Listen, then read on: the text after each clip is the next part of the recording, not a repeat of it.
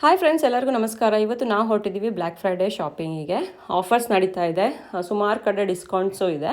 ನಮಗೆ ಬೇಕಿರೋದು robo vacuum cleaner. 2 years before black Friday ಹೋಗಿದ್ವಿ ರೋಬೋ ತೊಗೊಳ್ಳೋಣ ಅಂತ. ಮೈಂಡ್ ಚೇಂಜ್ ಮಾಡಿ ನಾವು ತರಲಿಲ್ಲ, ಬಟ್ ಇವಾಗ ತುಂಬ ನೆಸಸರಿ ಅನಿಸ್ತಾ ಇದೆ, ಹಾಗಾಗಿ ತೊಗೊಳ್ಳೋಣ ಅಂತ ಬಂದಿದ್ದೀವಿ. ನೀವು ನೋಡ್ತಾ ಇರ್ಬೋದು ಎಷ್ಟು ಜನ ಇದ್ದಾರೆ.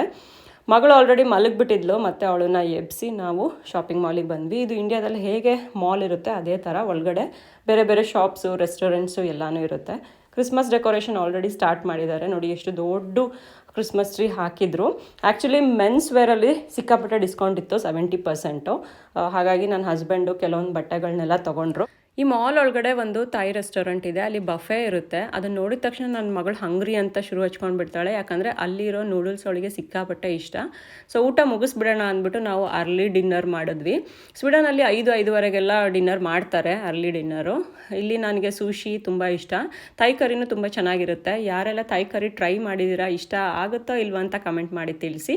ಊಟ ಮುಗಿಸ್ಕೊಂಡು ಮತ್ತೆ ನಾವು ಶಾಪಿಂಗ್ ಸ್ಟಾರ್ಟ್ ಮಾಡಿದ್ವಿ. ಇನ್ನೊಂದು ನಾನು ನಿಮಗೆ ತೋರಿಸ್ತೀನಿ. ಇಲ್ಲಿ ನೋಡಿ, ಕಾಯಿ ಚಿಪ್ನ ಎಷ್ಟು ನೀಟಾಗಿ ಮಾಡಿ ಒಳ್ಳೆ ಬೌಲ್ ಥರ ಮಾಡಿ ಇಟ್ಟಿದ್ದಾರೆ. ಸೊ ನಂತರ ನಾವು ಹೊರಟ್ವಿ ರೋಬೋನ ಚೆಕ್ ಮಾಡೋದಕ್ಕೆ. ಸೊ 1-2 ರೋಬೋನ ನಾವು ಫೈನಲೈಸ್ ಮಾಡಿದ್ವಿ. ನಂತರ ನಾವು ಅವ್ರಿಗೆ ಕೇಳಿದ್ವಿ ಎರಡರಲ್ಲಿ ಯಾವ್ದು ಚೆನ್ನಾಗೆ ಅಂತ. ಅವ್ರು ಹೇಳಿದ್ರು ಡ್ರೀಮೇ, ಅದ್ರ ತುಂಬ ಚೆನ್ನಾಗಿ ಮಾಕ್ ಮಾಡುತ್ತೆ ಅಂತ. ಸೊ ಫೈನಲಿ ರೋಬೋ ತೊಗೊಂಡು ಬರ್ತಾ ಇದ್ದೀವಿ. ಹೋಪ್ಫುಲಿ ಇವಳು ನನ್ನ ಕೆಲಸ ಸ್ವಲ್ಪ ಕಡಿಮೆ ಮಾಡ್ತಾಳೆ ಅಂತ ಅಂದ್ಕೊಂಡಿದ್ದೀನಿ. ಬಾಯ್.